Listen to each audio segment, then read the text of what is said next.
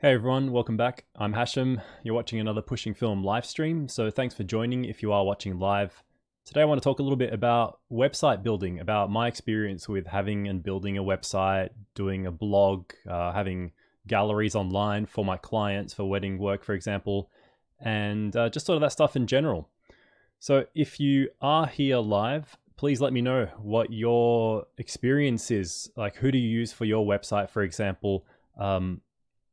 What is your general opinion on website building? Because I'm not a huge fan. I don't think I'm very good at website building. I never really have been, even though I should be really as a photographer. But yeah, let me know what you think throughout this live stream if you have any recommendations on anything I want to talk about, because I'm not the most experienced. So yeah, this is a little bit different than the usual Pushing Film live stream. But I thought it is something important. It is related, whether you're a film photographer or whatever kind of photographer or artist in general. It is, I guess, seen as fairly important to have a place to show your work, to have a website, to have a space that you can call your own and not just rely on something like social media, like Instagram or whatever, to house all of your photography work and relay that with clients, for example. Anyway, what I want to say is this video is not sponsored by Squarespace. This is sponsored by me. It's not sponsored by anyone. So even though I will talk about Pixpa, which is the current website host or design company that I use, they haven't paid me to make this video. So I'll just say that off the beginning. I've never been approached by Squarespace. I know all the big important photography YouTube channels seem to be. But yeah, maybe they looked at my website and thought, shit, this guy doesn't really know how to build a nice website. It's not really worth reaching out. But no, I heard they're pretty good. So let's get into things. So what I'm going to do first off is give you a bit of a background on my website building experience and whatnot. I used to use a company called Format. Let me know if any of you guys have heard of them. They're quite good. I do have quite good memories of getting into Format maybe 5-6 years ago or longer, and them being one of the only website builders that was kind of centered around photographers. It was really kind of aimed at photographers and artists and maybe video producers and stuff like that. So I'll just quickly show you. So that's my current homepage at the moment. Yeah, nothing too great. I know anything can use improvement, but yeah, Format was who I was using for a while, and they were pretty good. But what I used to do is use Format for hosting my website, and I think I had their cheapest plan, which at the time was less money than it is now. They did raise their prices, which is part of the reason I moved away from them. And also because I was also using a company called Pixpa for all my client galleries.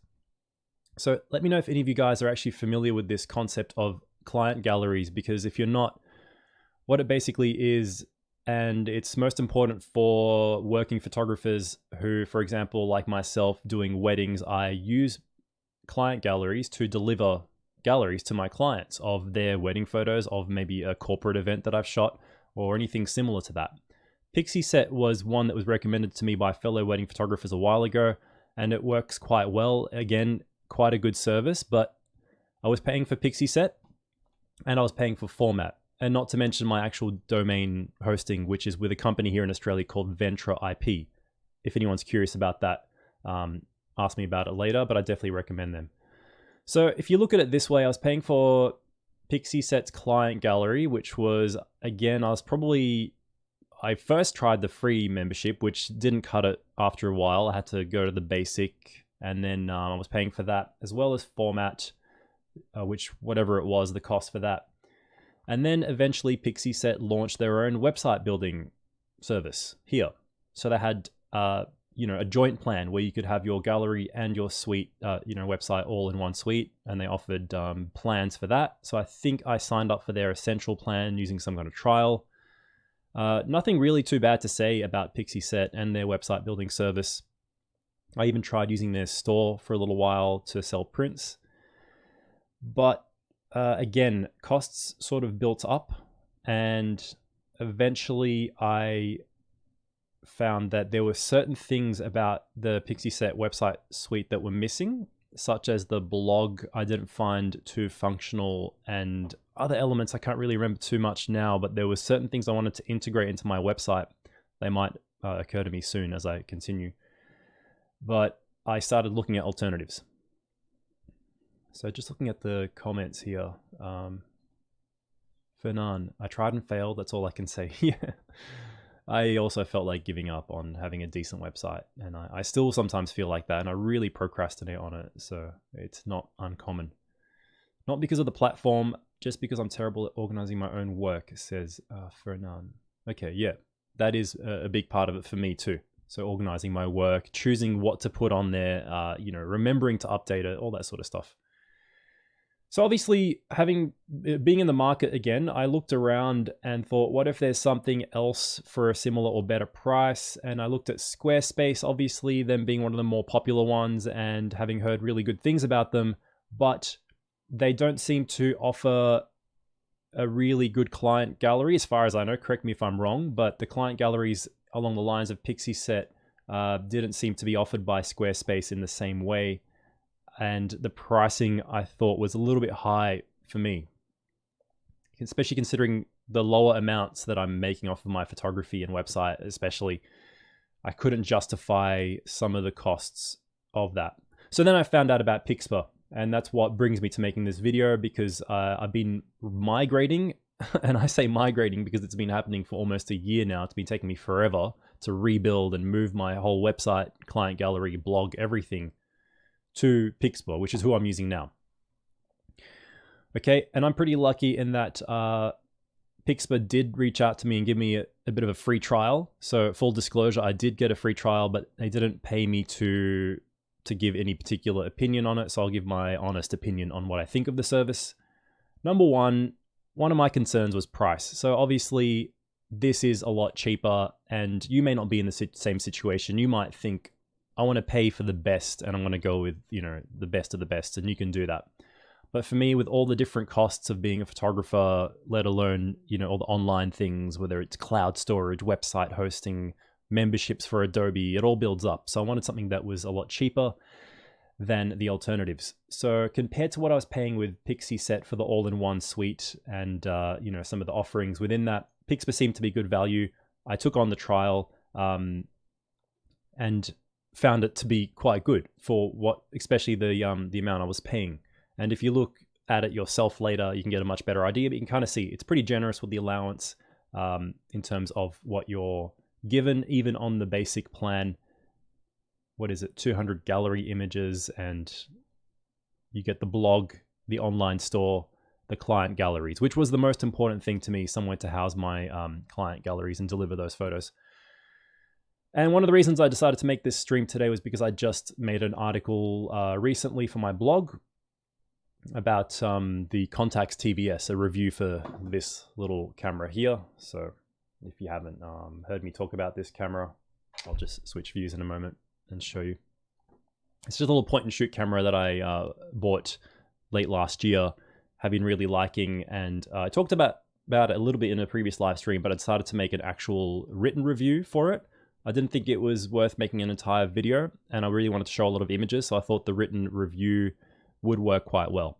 And I just uploaded that today. So yeah, that's the backstory. So I hope that makes sense. Now, in terms of the 3 different elements that I put in the title, you've got the website, the client gallery, and there's also the blog. So for me, I tried blogging some time ago when it was a lot more popular. And then I tried it again when I had the Pixieset membership, which offered a blog. Like I said, it wasn't as functional as I would have liked. So then when I looked at the blog on Pixpa, it seemed to be a little bit better. Again, it's not amazing. I don't necessarily think it's as good as a dedicated blogging service like, I don't know, WordPress or whatever people use. But for my purposes, just to start a small little blog, this is what I wanted to do, and be able to post things like little guides to things like this. So if you're looking on the screen now, like my Pentax 6.7 DIY guide stuff, my little article and write-up about the Zeiss Biogon focusing tab. film reviews, articles that correlate with videos I've made on the channel, essential film holder review here, my little write-up about some expired film I shot, my review of Kodak Ektar, like an extended and add-on review to my video, because that's a film I really love, so I wanted to write about that. But you can kind of see what I mean. It's nothing too, crazy. I don't update it too often, but I wanted to have a little space where I could write these sort of evergreen articles that can remain online. People can refer to them down the track. And and it just has a place to live on my website where it'll always be there. And as mentioned, the last article I wrote was this on the Contacts TVS. So this gives you an idea of the blog. What's your opinion on blogs? Does anyone really still read them anymore? I personally don't read them as much as I used to, but I still go on and read them every now and then. One of my favorite ones is 35mmc, for example. Anytime there's an article linked that something I'm interested in, I'll give it a read. Even if I skim through the article and look at the pretty photos or whatever, it's still a nice way to to digest information and inspiration and whatever. And this is the article that I put out this morning on the Contacts TVS, sample photos talking about the camera's functionality, features. I've got some product shots of the camera. And yeah, the blog can be customized. You can play with layouts, but the basic format seems to work for me. I like it. I can link my YouTube videos. I can add extra galleries at the end, and I've integrated a Discus kind of commenting thing into it. And then you can see previous articles there. So yeah, considering the price for the membership, it suits me at the moment. Okay, so that's where I'm at with that aspect of blogging. In terms of the website, those are the plans. We went over that. This is the blog building platform, I guess you'd call it, or the interface where I wrote this article and put out this morning. You can kind of see the way it looks there. You got all the tools that you could ever need. Yeah, give me suggestions if you guys think there's something, obviously that's a lot better or alternative to doing this, but this is what's been working for me at the moment. But the actual interface for the website builder is quite good. And I know that, for example, Squarespace is really applauded for their customer service, but I have had a customer service experience with Pixpa already in the time that I've had the service, and they were pretty quick to respond and very helpful. And you can kind of see there's a little live chat here. You can pop it up and it says our usual reply time under 5 minutes. You can start a conversation. So I did that at one point because there was a page that was broken for some reason. There was one element of one of my pages and they fixed it immediately and it was all good. So that's my experience with that. In terms of the templates, they're probably not quite as nice and clean as some of the ones on Format, but again, I couldn't justify the cost of Format, and I'm sure that they'll keep continuing to update and improve some of the templates on their service. And my chosen template probably, could be improved. I could play around with it more. This is my current logo and business name for my photography, which is Exaframe Photography. And yeah, this is the website builder. So you can see it's pretty stock standard. To be honest, it wasn't too different to the other ones I'd used in the past.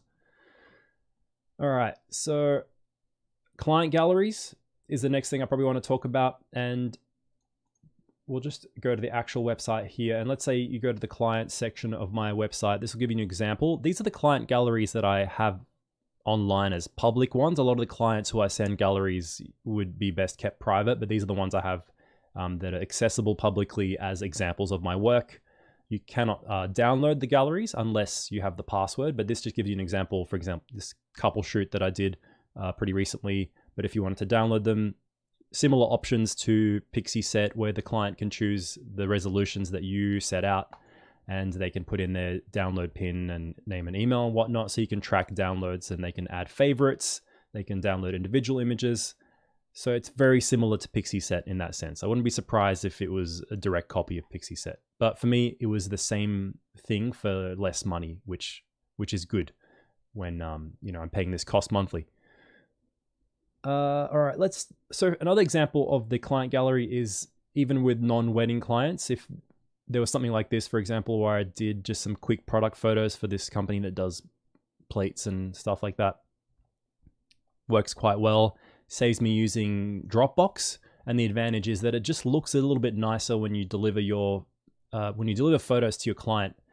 in an interface like this, in my opinion at least, where they have like a landing page, for example, like this. You can set up a landing page.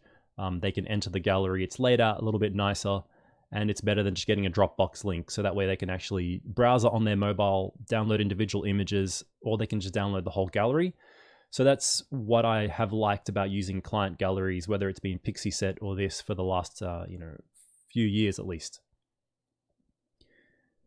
Cool. Another thing I wanted to move on to next was the actual functionality of the website, how it's been tracking for me in terms of things like SEO. So if I was to, for example, do a Google search on one of the articles that I'd written, or here, I'll just show you this, for example. This is Ubersuggest, which is one of those SEO analyzation type of websites. And it shows me here the score that it's given my website, xframe.com, and the loading time. So for example, on desktop, 1 second, which is considered excellent on their scale, and the mobile considered good. Not excellent, but good. So I'm happy with that. And it's showed me what, for example, could be contributing to certain issues on the website. But the overall, score seems to be all right in terms of SEO. So what I found with doing SEO on Pixpa was that it was fairly easy. You can actually just fill in little set boxes on, let's say, a blog article with all keywords and SEO tags and things like that. Something I'm still trying to learn a lot about and lagging behind into. So that's SEO functionality sort of stuff. And let's say I search for something like essential film holder, and you've got the official website popping up there, but then the blog article I wrote is the second ranking thing on Google search for essential film holder, which shows me that it seems to be working well in regards to SEO and tags and stuff like that. And if I was to look at this in Google Analytics, I would see that this article, for example, gets a fair bit of traffic. And that is good because I look at it as potential traffic to my website for other things and, client acquisition for photography, perhaps, when I continue to actually populate my blog with interesting articles and helpful things like that. So that's that. That's where I stand at the moment with having a website, having a blog. I'm still learning a lot. I'm still trying to put work into different things. A lot of it's just for fun, to be honest, but a lot of it is kind of starting to look at it as a business aspect, as something that's worth investing time into, whether it's these blog articles, improving the look of the website, or building the store, trying to sell prints. I have sold a few prints through the website. I've got a pre-order, for example, for my upcoming zine here. And overall, I'm pretty happy with where things are at the moment, but it could do with some updating. And I think that's just websites in general. You need to continue working on them, updating things, working on this SEO, for example. It tells me that I've got some double title tags or something going on that would improve my SEO. And yeah, I'm pretty happy with the blog. Even though I know that not many people read blogs anymore, I think it's good to have it there as a resource. Like I said earlier, it's kind of evergreen content that will stay there. And another article that I know a lot of people have clicked onto and found helpful was this focusing tab article about the Zeiss Bygone and how I, scratch my own itch, so to speak, with this issue with the lens that I had. Yeah, give me your opinions, guys. Let me know what you think about this whole thing. What's your stance on having a website? Is it as important as it used to be? I've heard mixed opinions, but the general consensus is that it is, I think, worthwhile as a photographer, as a working photographer especially, to have a home for your work and to show it off, and somewhere for your clients to contact you. And if you do write content, if you make a lot of content like what I do with the YouTube channel or now with the blog, it'll continue to build up and sort of compound and and grow. Something like Instagram could just suddenly shut down, for example. So I don't think it's ideal to have all your stuff living somewhere there. But let me know your thoughts. Do you disagree?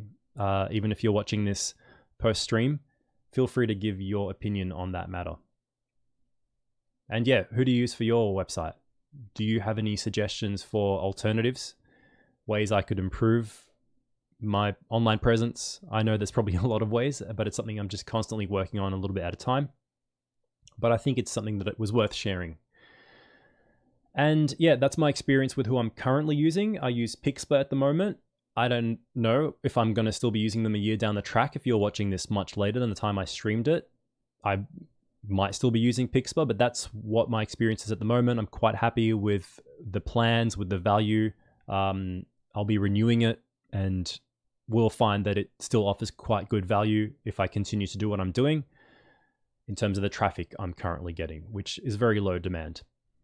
But like I mentioned, this video isn't sponsored by them, but I do have a membership with their affiliate program. So if you do decide to try Pixpa, please feel free to use my affiliate link. It'll give you 10% off. I'm sure you could look up any affiliate link, and there'll be hundreds out there to try Pixpa. But if you use mine, I think I get 10% off or some kind of throwback that will help me, with paying for my website and doing things like this channel and blog posts and whatever moving forward.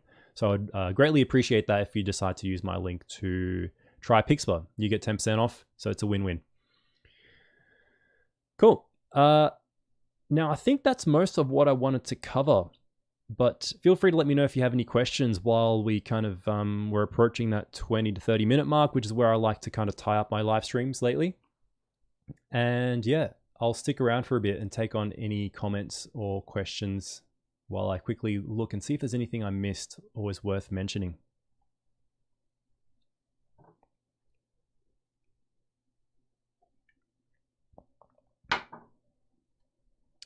I think that's most of it.